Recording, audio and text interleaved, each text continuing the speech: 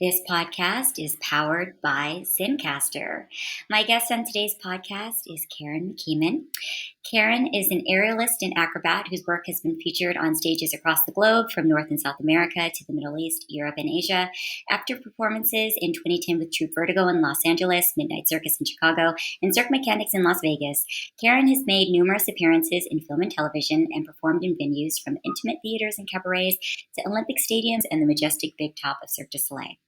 Career highlights include playing leading roles in some of the circus world's most notable and large-scale productions as primary character for Les Seven Doigts du Le Mans, or the Seven Fingers, and as a principal character for Cirque Du Soleil in both Varekai, solo trapeze, and Cirque's Las Vegas production Ka as duo straps. After performing in over 30 countries and hundreds of cities around the world, Kerren continues to perform, teach, and create in Las Vegas, where she now calls home. I'm so happy to have you on the Live Like An Acrobat podcast, Kerren. You're so amazing. Thank you. Oh, thank you, Shenea. It's so nice to be doing this with you after I know you started this project, and it's so nice to reconnect, and I'm looking forward to it. Well, I wanted to have you on the podcast, Kerren, and thank you again. You're so beautiful and so lovely. And I wanted to have you on the podcast during Women's History Month because you are such an amazing woman and you are such a presence in the circus world and you're such a fierce presence. And I'm really grateful and honored to know you and to call you a friend, to call you a dear friend, and to have shared the stage with you, to have worked with you.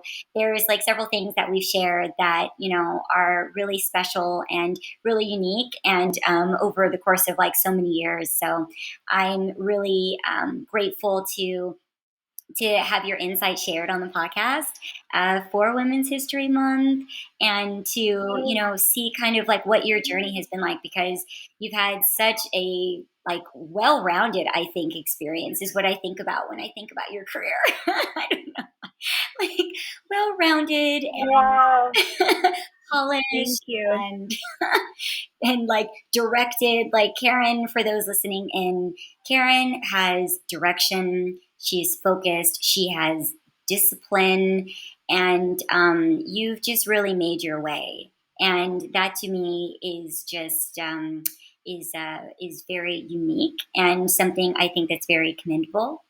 And I wanted to also to like put in there that I did get to see you perform in Ka recently, and I was so happy to see you perform. You're so amazing. It's not always that we get to see each other perform live. And those listening in, if you get the chance to go to Las Vegas and get to see Ka, Cirque du Soleil's production there, you will be very fortunate to see Kerren performing. She is astounding. She's the lead. Wow. Shenea, thank you so much. Thank you so much. All these compliments, I just have to say that means a whole lot coming from you. And I'm sure if you're listening to the podcast, you're familiar with Shenea, but Shenea, you have been such a role model to me as an acrobat and as a woman in this industry and as a friend. And we've shared many adventures of different kinds along the way, and events in Los Angeles, and then shared the stage in Varekai. And so after all this time, seeing where you've gone with your career and to hear all the exciting things that you're doing, that means really a lot coming from you. So I'm very honored to be here, and I hope I can share with you some things that you're looking forward to talk about today. Well, one of the first things that I'm really actually interested in speaking to you about too, Kerren, is how you got your start in circus and where you're from. And because I love your journey, and I love where you come from. I love where you came from, and I also think again it's a really interesting kind of journey to have within circus. So, can you tell us a little bit about that? Oh, sure, absolutely. I started out later than most, but in the youth circus. And my school had an after-school circus program run by Jackie Davis, who's been doing amazing things for youth circus for over 20 years now. And I started out juggling. And then I started to get really into unicycling. And then luckily, a little bit later, I found aerial when I started going to Circus Marcus camp. So I was 12 when I first got on a trapeze. And I'm lucky that was around because I'm not sure I would have made it as a juggler. Um, but I just found myself really comfortable in the air. Always my element was to be up high, be in the air. Yeah, and then I kind of forged my own way. I didn't have a direct path like a circus school, like a lot of people, and I wasn't in competitive sports, so I kind of found my way as an athlete through individual coaching. And I ended up auditioning for Cirque Du Soleil so I auditioned for Cirque Du Soleil in 2009, and 6 months later they called me in to perform at O in Las Vegas, and from there things kind of took off, and that was the beginning. So your journey was from youth circus, and I love Circus. I used to watch Circus Circus on TV, and I mean that was really rad back then. You know, to see youth circus on TV. That was, I always say, it's like one of the first like reality TV shows of its kind, because there wasn't a lot of circus like that was accessible like that on just like cable TV. And it wasn't like it is now, which again, we are very young for those listening in, but it was still very unique at that time. I don't want to speak like it was so long ago, but you know, this was before like YouTube and all those things where you just had circus like all over the place. And so from where you were born and raised, and can you share also too a little bit from like what state you discovered circus in, Kerren? If you didn't say that already, sorry, I know we lost a little bit in the audio when you went out, but we got you back. Yeah, absolutely. I think I did skip over that. I was born in New Hampshire, and that's where I started circus at a small school, Pine Hill Waldorf School in Wilton, New Hampshire. And that's where I started working with Jackie Davis. And that's kind of where I fell in love with circus. There was a group of us that were really, really into the collaboration and the learning, and it just superseded everything at that time for me, where we were taking charge of our bodies and we were trusting each other to hold each other in the air. And it just was a great exercise it was so much fun, but that was sort of the gateway into Circus Marcus. And then at Circus Marcus, it was like this amazing community where as soon as you got in the ring, the circus ring, nothing matters except for what you bring. So your age doesn't matter, where you come from doesn't matter, nothing matters. The only thing that matters is the energy that you bring and how much you've prepared and how much you are a part of the team. And I think as a teenager, that was really empowering. So I fell in love with that space and never left. You never left, and you just kept on going and going and going in such brilliant ways. I love hearing about the aspects of being informed in your career with youth circus, and speaking about programs of that nature, again, because those are unique ways. I came from the competitive acrobatic realm, and I was watching against Circus when I was competing. So that was really one of the only other outlets where I saw young kids like me, performing and flipping and being little acrobats in the same way. So I thought that they were, very ahead of their time in that way too. With respect to what was happening within that generation with circus, and then the accessibility of it in America in that way too, which is also really interesting. It's another interesting aspect because you are an American acrobat.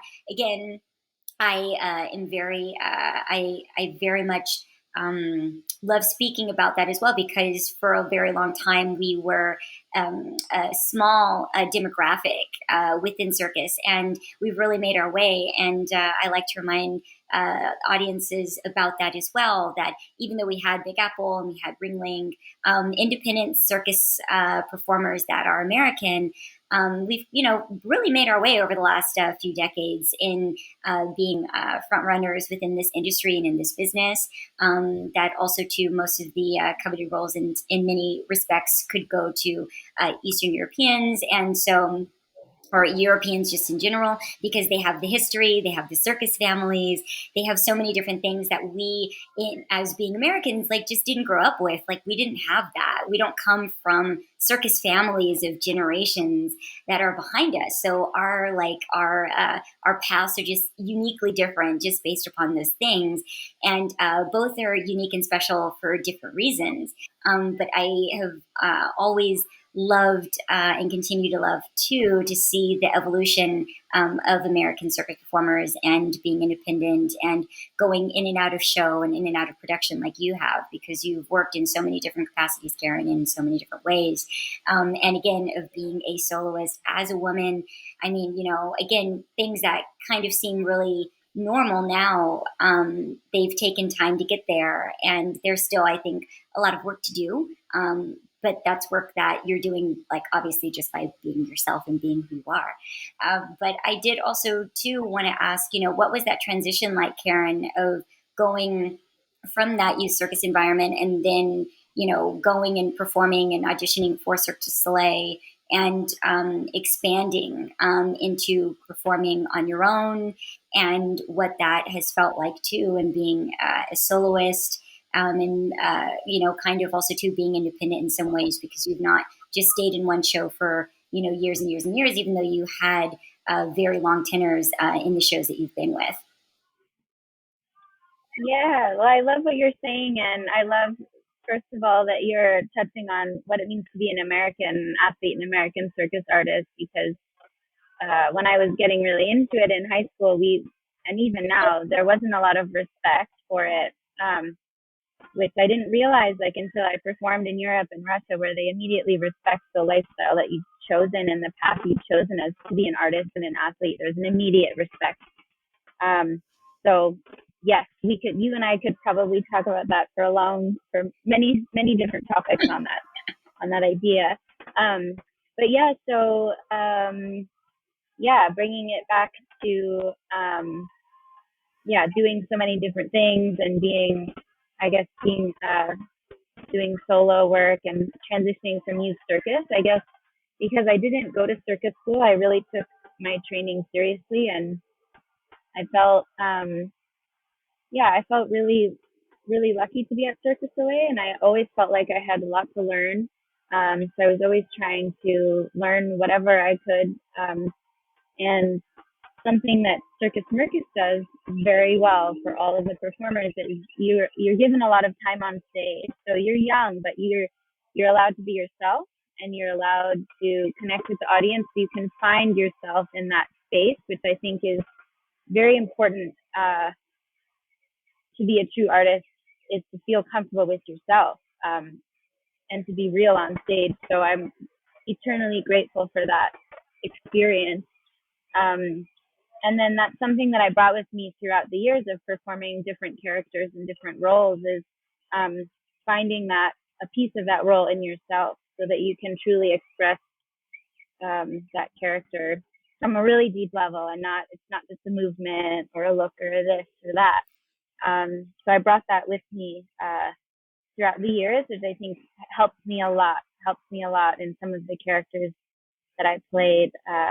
For example, on Varekai, as I played this very fierce character, and I always tried to bring something from my day, my personal life, onto the stage and channeled it through that character. So, because I learned you can't really suppress that. If you listen to it, it can help you and it fuels your performance. So it was a fun and challenging exercise for that particular role, but I've been very lucky and I think I've also sought it out, to play female roles that are dynamic and have strong character and are, not one-sided, and are very, even with my movement, I've always tried to have some dynamics and some strength paired with grace and sort of that contrast I've always tried to bring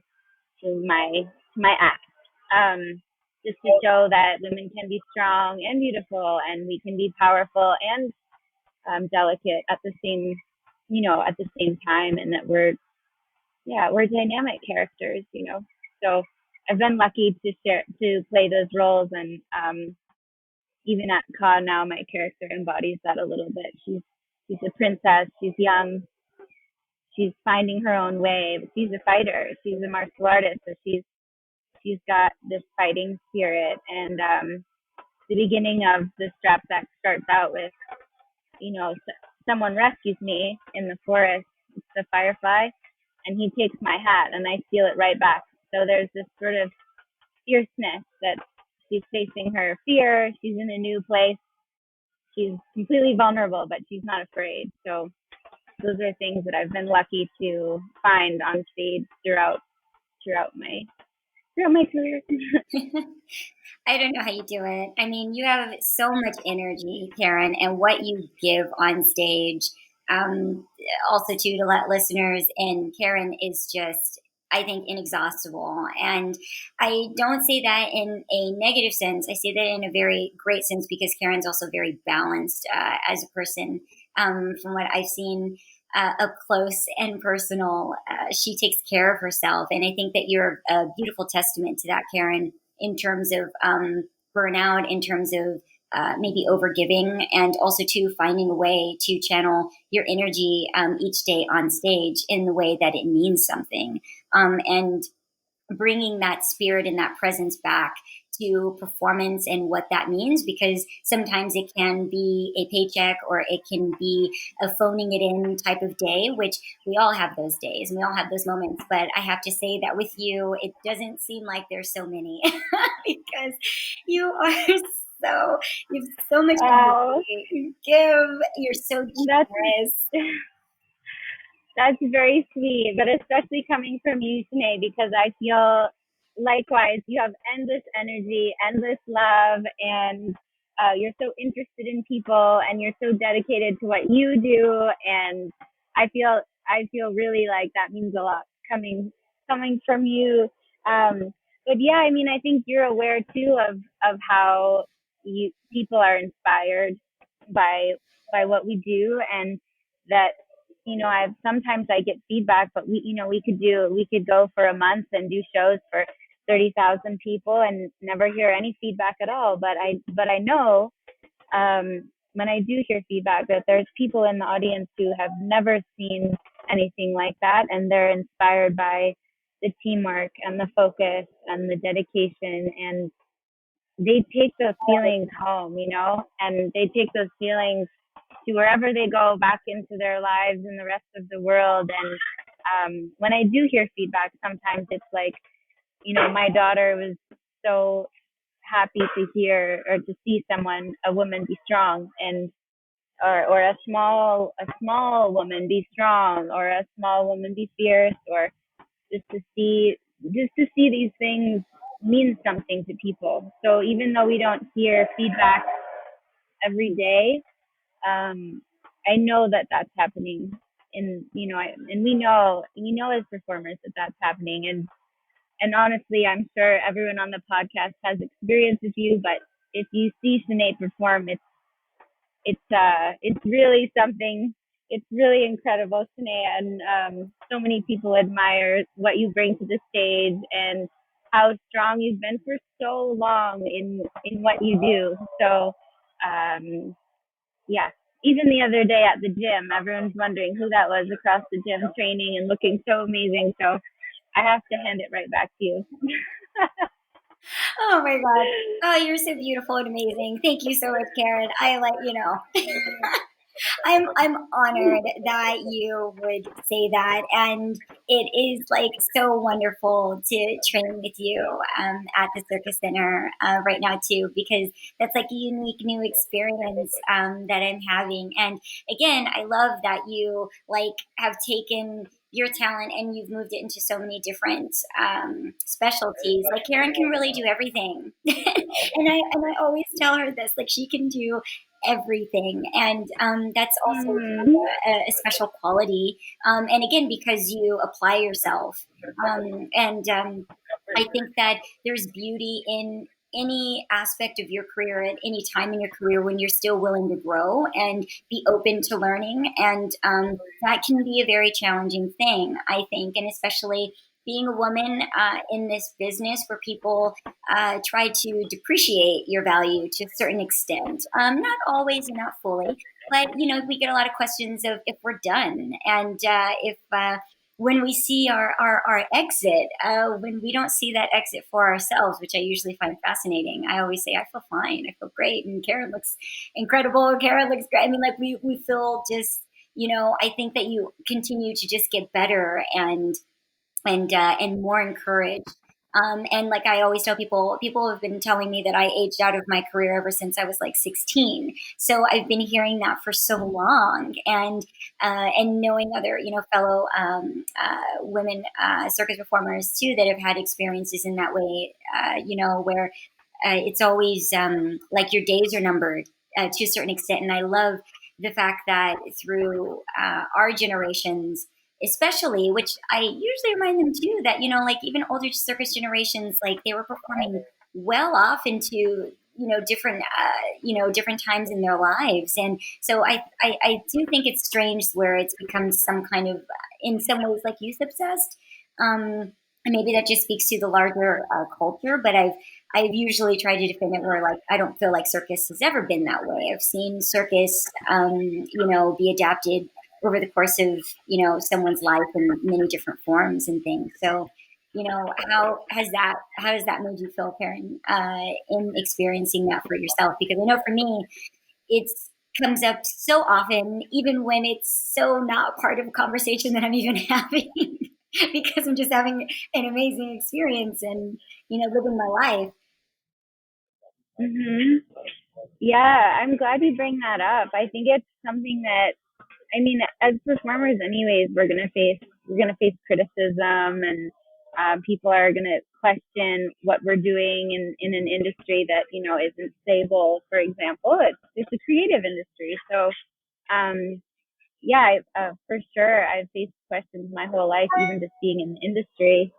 Um, and now I've always been asked, like, when are you going to stop, and what does that mean for you? And I started saying on tour, when I would get asked these questions often, I would say, well, I'm going to perform until the day that I don't, because, you love something, you want to do it to your best, and there's still no reason to stop. And if you're continuing to find new avenues and new challenges and still contribute on stage in new ways, then I feel, why would you, why would you stop? So, um, it's I think something that keeps me feeling keeps it fresh is to learn new things. And I've been very blessed.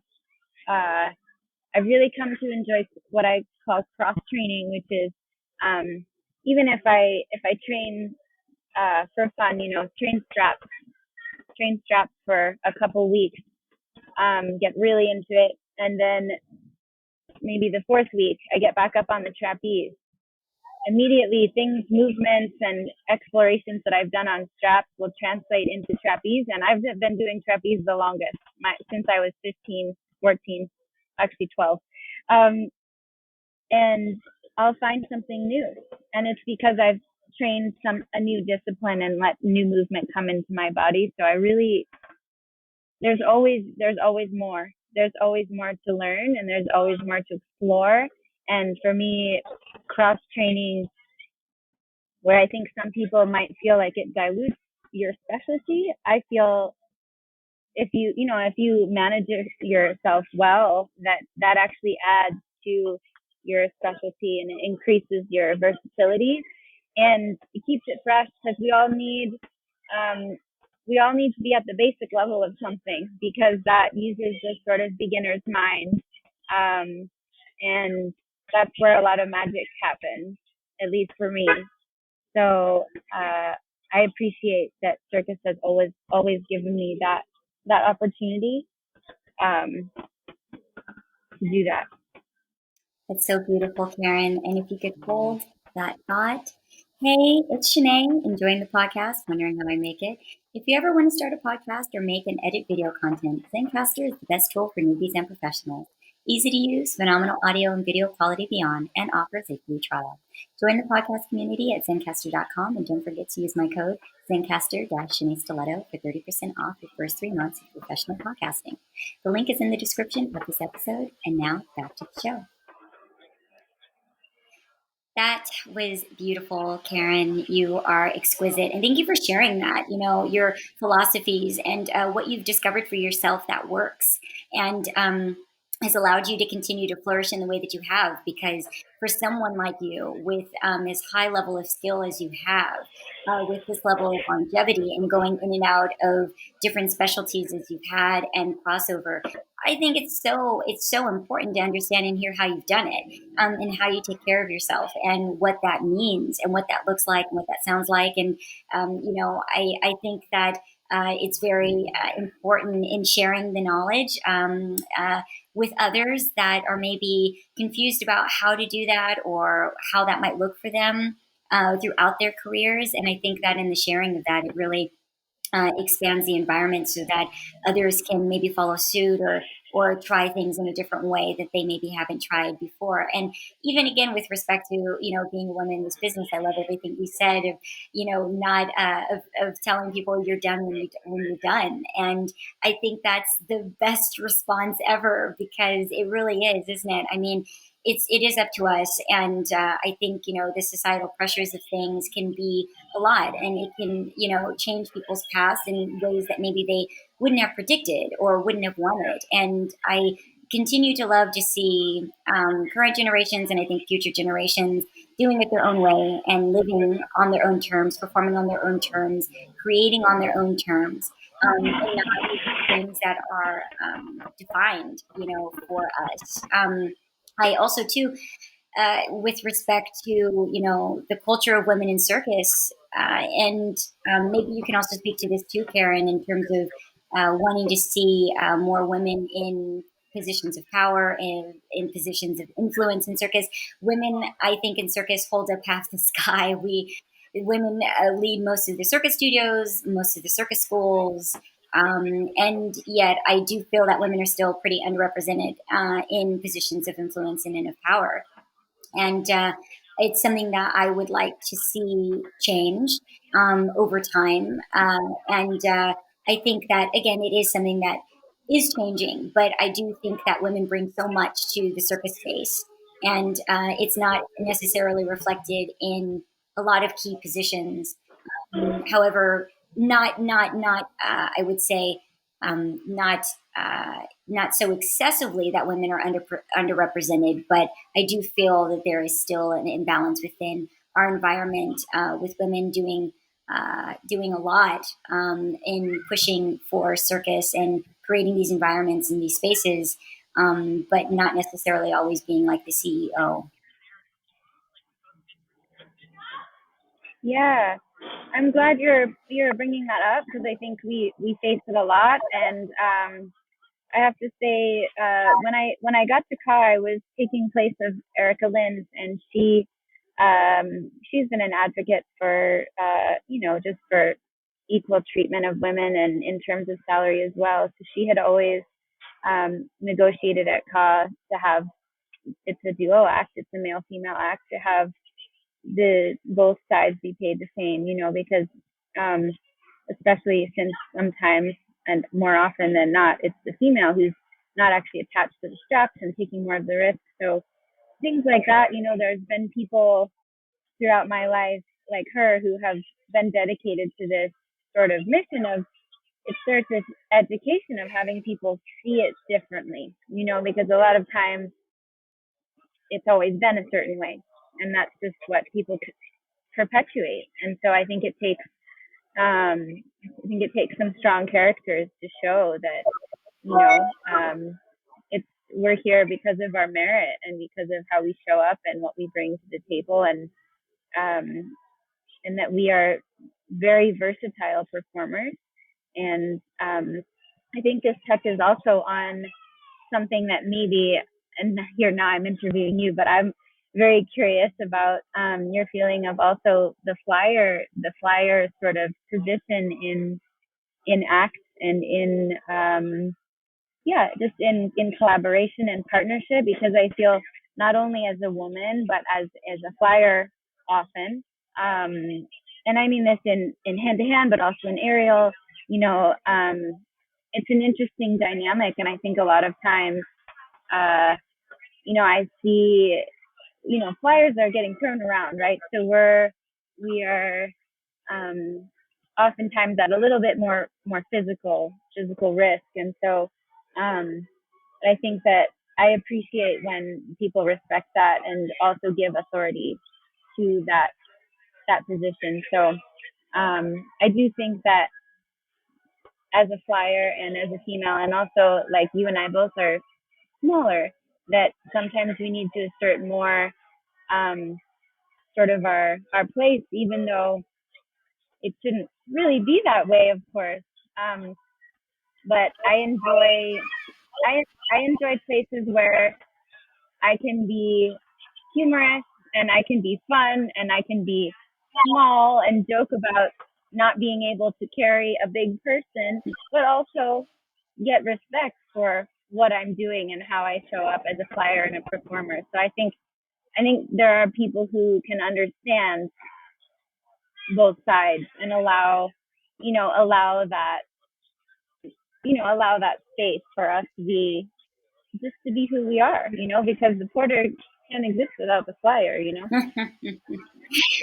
Totally, I know, and that is a really interesting perspective on that too, Kerren. And it's a difficult one, and even with respect to male flyers, like what you're saying, I know male flyers that have stopped being flyers because they didn't feel like they had a voice, and they didn't feel like they were respected, and they didn't feel like they had rights within their own act. And when you are the person that's the most vulnerable in an act, you would assume that you would have a pretty big say.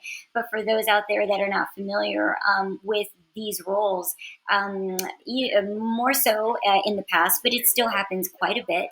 The flyer can have very little rights to what happens within the act, to what happens within the skills that they're going to perform, and with respect to even giving corrections can be a challenge, has been in the past and still is currently.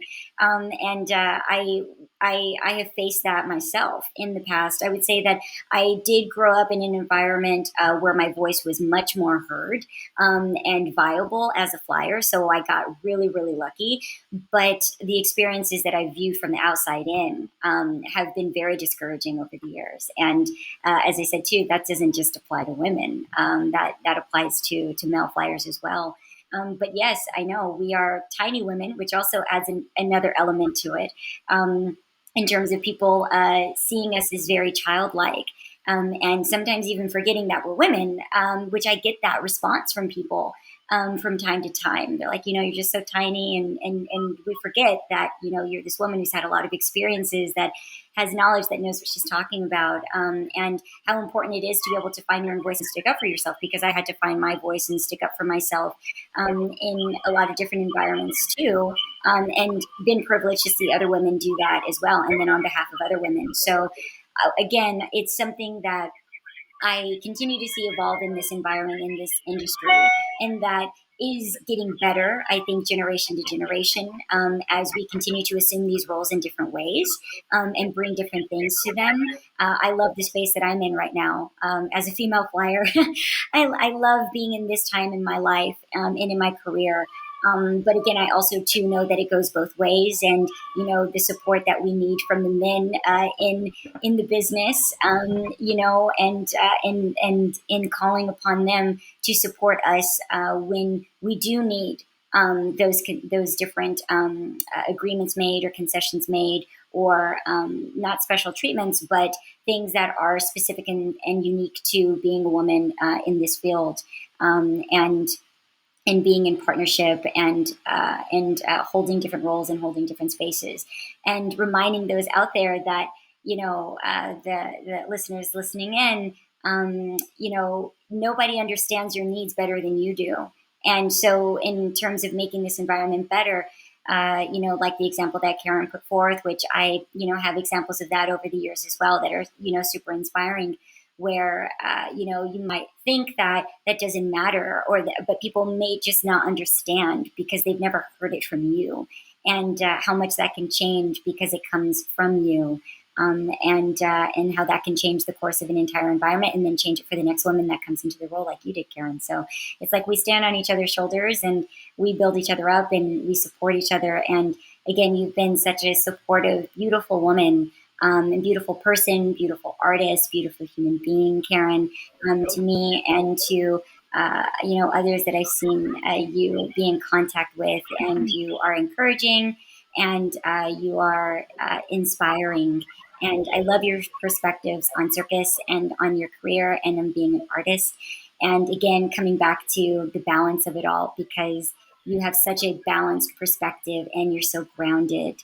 And I am really grateful for the way that you lead, and then for the way that that you listen to others, and you're supportive of others' opinions and perspectives too. So thank you again so much for coming on to the podcast, Kerren.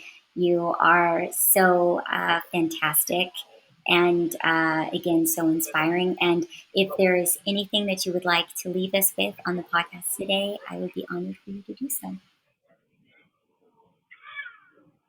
Wow. Well, thank you so much. First of all, it's such an honor to be here. And wow, I'm very humbled by everything that you say. And likewise, back at you, I think you've always made waves with whatever you've been doing. And you've been a steady person in this industry with your artistry and your teamwork and your support of other artists, and what you've accomplished on stage all over the world, and so independently, and also such a team player. So it's really an honor to be here and talk to you about these things. And I think we could talk all day, but yeah, I just want to thank you for creating this space in the circus world to talk about these things, and to support each other as we move forward, because there's always the next adventure and the next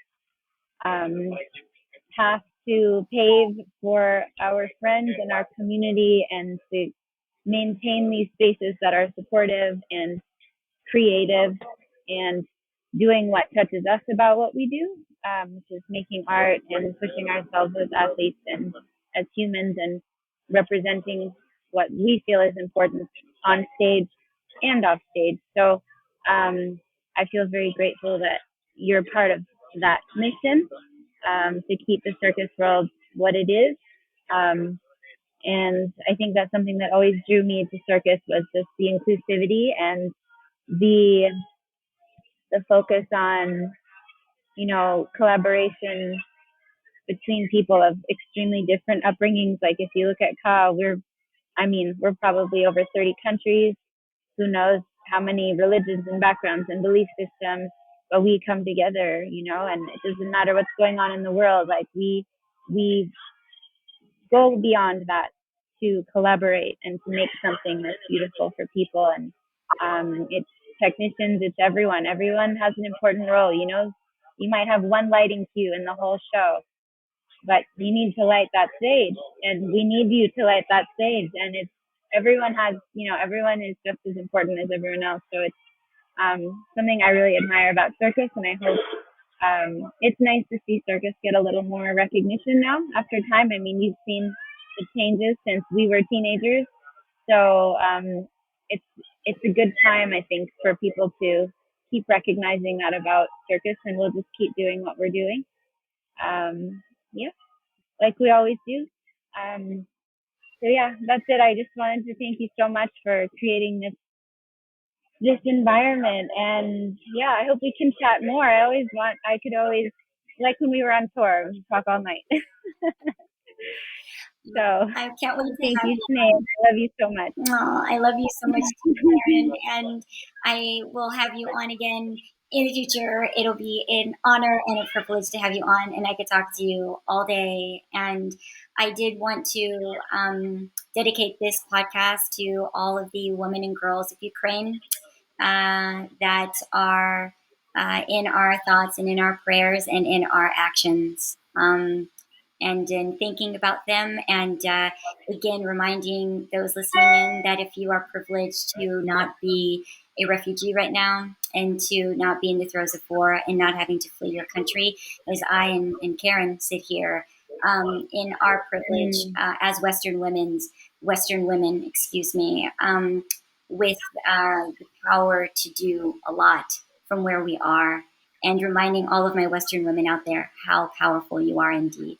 And if you are in the space where you are in a country right now that is at peace, how much power you do have right now on behalf of other women in the world that do not have access to those in so many other countries as well, that are facing such hardship and the unimaginable. So this podcast was recorded on Zencaster, and the Live Like an Acrobat podcast is also available on Circus Talk, the inclusive, independent, and international online network for the circus industry. Circus Talk's mission is to create a level playing field for this industry and democratize access to information. Thank you so much for tuning in to the Live Like an Acrobat podcast. I'm your host, Shenea Stiletto. Until next time, please stay safe and stay healthy.